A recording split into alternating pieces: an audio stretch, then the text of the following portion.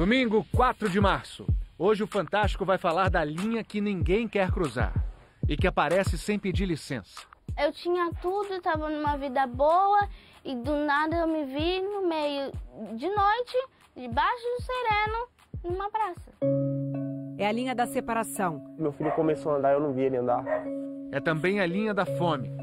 Hoje é arroz, feijão e polenta e ovo. Igual a janta, só Deus sabe. É a linha da luta. Tudo que nós temos é trabalhar honestamente. É uma coisa que nós temos que conseguir. Lutar e conseguir. Na semana do anúncio de que a economia brasileira voltou a crescer, o Fantástico faz um retrato do país que sofre com o desemprego. O dinheiro é contado, tem para comer, para tudo o dinheiro é contado. 9 milhões de brasileiros, a maioria jovens, foram empurrados para baixo da linha da pobreza. Eu não tenho preguiça para trabalhar. Eu não tenho. Graças a Deus, eu sempre fui uma pessoa, sempre com força para trabalhar. Esta noite, no Fantástico. Quinta-feira passada sai uma boa notícia. O PIB brasileiro cresceu 1% em 2017. Depois de 2 anos em queda, a economia brasileira voltou a crescer. PIB é o Produto Interno Bruto, o valor de todos os bens e serviços que o país produziu. Sexta-feira e mais um resultado favorável para a economia. Em janeiro, teve mais gente sendo contratada com carteira assinada do que demitida. 77.822 vagas foram abertas no Brasil. O emprego é decorrência direta do crescimento econômico. Agora, não basta crescer 1%, isso é muito pequeno. O que vai resolver a vida desse pessoal é mais emprego. Mas esta semana também saiu o novo número de desempregados no país. Ele continua alto. São 12 milhões e 700 mil brasileiros à procura de trabalho. Depois de uma série de políticas desastrosas de 2010 a 2014, o Brasil passou a viver uma recessão muito forte, né? Foi uma das piores crises, se não a pior crise econômica que o país já experimentou. As políticas que, segundo o economista, levaram à recessão foram no último ano do governo Lula e no primeiro governo Dilma Rousseff, ambos do PT, e culminaram no forte abalo econômico de 2014 a 2016. A gente realmente conseguiu criar acesso a bens de consumo, sobretudo bens de consumo duráveis, para uma parcela da população de uma maneira muito rápida. Isso não foi fictício. O problema é que não foi sustentado, né, ao longo do tempo, porque a gente não conseguiu fazer com que essas pessoas tivessem permanecido nos seus postos de trabalho. E quem que é a pessoa que é primeiro atingida, né, por uma crise como essa? Né? São pessoas mais jovens, pessoas com mais baixa escolaridade e com menos experiência no mercado de trabalho. O país entrou numa crise profunda, terrível, que machucou muita gente, sobretudo os mais pobres. A crise que o Brasil enfrentou foi tão forte que fez muita gente jovem nas grandes cidades cruzar uma triste linha, a linha da pobreza. Nossos repórteres acompanharam por 2 meses a rotina de famílias que acabaram perdendo muito. Só não perderam a vontade de lutar por uma vida melhor. Você vai ver na reportagem de Diego Zanqueta e Wellington Almeida. No meio de tanta gente que perdeu o emprego na última crise econômica, famílias que viram a vida desmoronar de repente. Estou à procura de um emprego do que vier. Eu tinha tudo, estava numa vida boa e do nada eu me vi no meio de noite, debaixo do sereno, numa praça. Foi aí que eu comecei a pedir esmola. Não tem para onde correr, não tem para onde ir. Os 2 anos e meio de crise econômica jogaram mais de 9 milhões de brasileiros para baixo da linha da pobreza. Isso quer dizer que no país existem pessoas vivendo com até R$ 387 por mês. 1 em cada 4 brasileiros enfrentava essa situação em 2016. No total, 52 milhões de homens, mulheres e crianças. Essa entrada na pobreza ocorreu por uma questão de aumento do desemprego, perda de renda, mas muito perda de emprego. O diagnóstico está no maior raio-x social do Brasil, a Pesquisa Nacional por Amostra de Domicílios do IBGE. O Instituto visita 211 mil domicílios do país a cada 3 meses, para traçar um retrato das condições de vida do brasileiro. E quem mais sofreu na última crise? Os jovens das metrópoles de 16 a 29 anos de idade. São pessoas com menos experiência, na hora de ser demitido, o custo da demissão é menor. Houve uma movimentação do perfil da pobreza brasileira em direção ao urbano e metropolitano. Em pensar que há 3 anos atrás eu tinha celular caro no bolso, eu tinha um tênis para cada dia da semana, roupa de marca, os filhos do meu lado. E essa aqui é a nossa casa. Aqui embaixo aqui tem uma madeira com as caixas de cerveja segurando. Aqui é a TV, o DVD, para a gente poder assistir os filmes que a gente gosta bastante.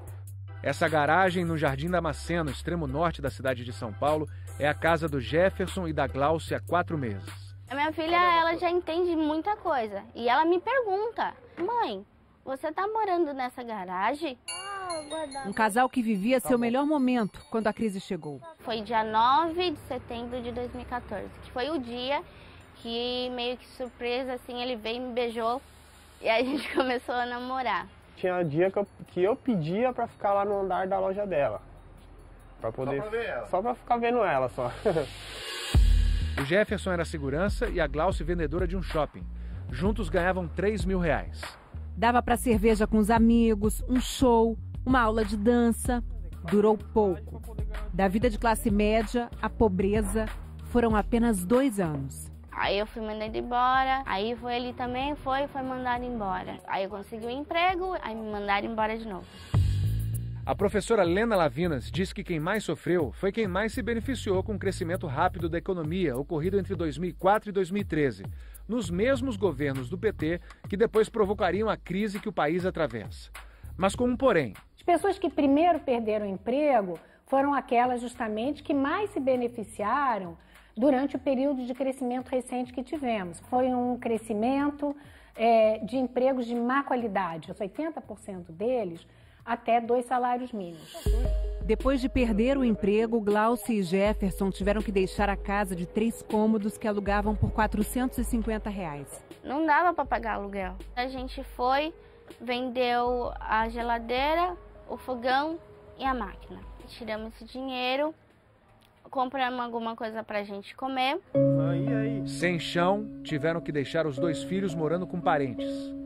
Sem rumo, chegaram a passar 2 noites na rua. Aí a gente foi naquela situação toda só com a mala. E aí a gente foi e desceu pra praça. Sentou os 2 e ficamos lá. Tipo, e agora? Falei pra ela, amor, não dá. Ou a gente faz alguma coisa ou a gente fica aqui desse jeito largado na rua.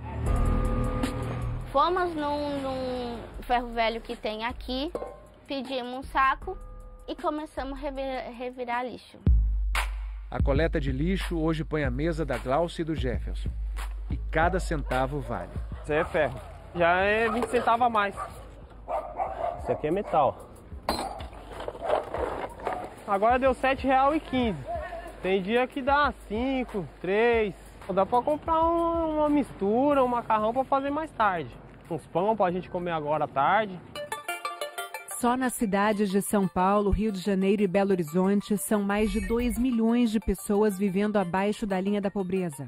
O índice chega a quase 10% da população em São Paulo e supera esse valor no Rio e na capital mineira. Vila Acaba Mundo, Rua do Desengano. Nesse endereço, ao pé da Serra do Curral, em Belo Horizonte, a família da Verônica tenta se reerguer. Hoje é arroz, feijão e polenta e ovo. Igual a janta, só Deus sabe.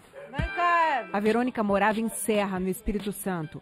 Com um salário de R$2.000 de faxineira, ela criou 5 filhos e construiu essa casa, hoje vazia. Depois de um diagnóstico de câncer, ela entrou em depressão, perdeu o emprego e resolveu se mudar este ano. Lá eu não estava conseguindo arrumar emprego e minha tia falou que aqui era melhor para ela arrumar emprego.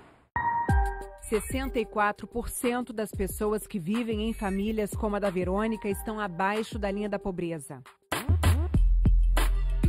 Nós vamos no Cine, no BH Resolve, tentar a sorte de alguma vaga de emprego, né? Pra gente poder tocar nossa vida. A Verônica, com 5 filhos, está se virando com o dinheiro do Bolsa Família. A roupa para ir procurar emprego e os R$15 da passagem de ônibus foram a ajuda da irmã. Aí eu peguei a calça dela, o tênis é dela. E eu não tenho tênis, então nós temos que E ela também não tem tênis.